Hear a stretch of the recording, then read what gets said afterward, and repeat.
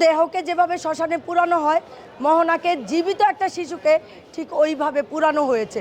দিন শেষে আমি একজন নারী, আমি একজন মা।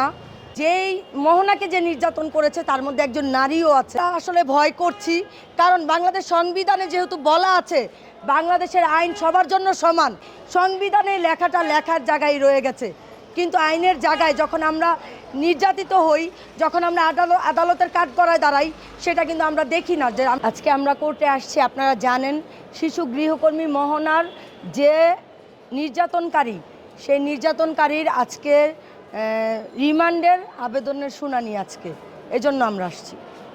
কি প্রত্যাশা মোহনার শুনানির আইনজীবী যারা মোহনার উপর নির্যাতন করেছেন তাদের আপনারা কি শাস্তি চাচ্ছেন? আমরা চাচ্ছি যারা এইটুকু ছোট্ট একটা শিশু যে পেটের দায়ে অন্যের বাসায় কাজ করতে যায়, তারপরেও সেই শিশুকে নির্যাতনের শিকার হতে হয়, কীভাবে যে অমানবিক নির্যাতনের শিকার হয়েছে সেটা আপনারা দেখেছেন। আমি নিজেও হাসপাতালে গিয়েছি।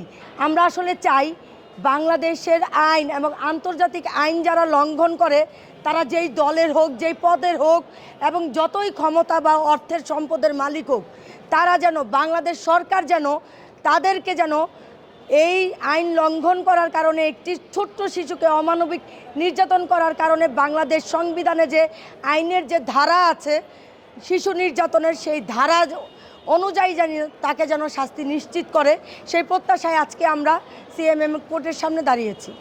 আপনি তো মোহনাকে দেখতে হসপিটালে গিয়েছেন, জি। মোহনার সঙ্গে আপনার কথা হয়েছে, মানে তার উপরে কি ধরনের নির্যাতন বা?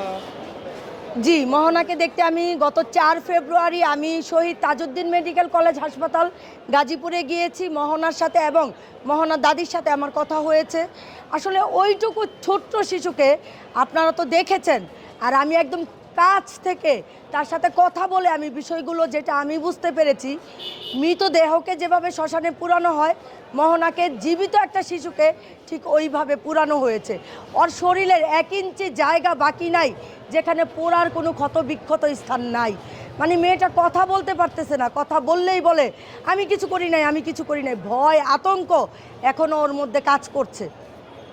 আপনি একজন মা, দিন শেষে একজন মা হিসাবে আপনি জিনিসটা কীভাবে দেখছেন? দিন শেষে আমি একজন নারী, আমি একজন মা। আসলে যেই মোহনাকে যে নির্যাতন করেছে তার মধ্যে একজন নারীও আছে। সেই জায়গা থেকে আমি বলবো মোহনার মা নেই, মোহনার মা মারা গেছে। একটা এইটুকু এতিম একটা ছোট্ট একটা শিশুকে যে নির্যাতন করা হয়েছে, আমি একজন নারী, একজন মা হিসাবে আমি মনে করছি যদি এই নির্যাতনকারীর যদি সর্বোচ্চ শাস্তি আদালত নিশ্চিত না করে, তাহলে বাংলাদেশের সকল শিশুর নিরাপত্তা অনিশ্চয়তায় ভুগবে। তারা তো অনেক প্রভাবশালী, আইনের ফাঁক দিয়ে বেরিয়ে যাবে কিনা কি মনে হচ্ছে? সেইটাই আমরা আসলে ভয় করছি, কারণ বাংলাদেশ সংবিধানে যেহেতু বলা আছে বাংলাদেশের আইন সবার জন্য সমান, বাংলাদেশে যে প্রধানমন্ত্রী থাকবে তা সে এবং একজন সাধারণ মানুষ সমানভাবে আইনের বিচার পাবে, কিন্তু আমরা সেই সংবিধানে লেখাটা লেখার জায়গায় রয়ে গেছে, কিন্তু আইনের জায়গায় যখন আমরা নির্যাতিত হই, যখন আমরা আদালতের কাঠগড়ায় দাঁড়াই, সেটা কিন্তু আমরা দেখি না যে আমরা সমানভাবে পাচ্ছি।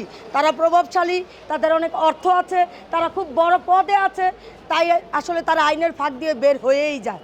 এই যে দেখেন আদালতে তার আসামি পক্ষের আইনজীবী বলছে যে মোহনার গায়ে কোনো নির্যাতনের ধরন নাকি আলামত সে দেখতে পায়নি। আসলে আমি প্রশ্ন করছি বাংলাদেশের জনগণকে যে আপনারা, যদিও নির্যাতন হয়েছে, মোহনা অনেক দিন ধরে হাসপাতালে, এখন আপনারা চলে যান সেখানে, যে সেই আইনজীবীর কথার সাথে মিলাইয়া দেখেন আইনজীবী টাকার কাছে বিক্রি হয়েছে কি না।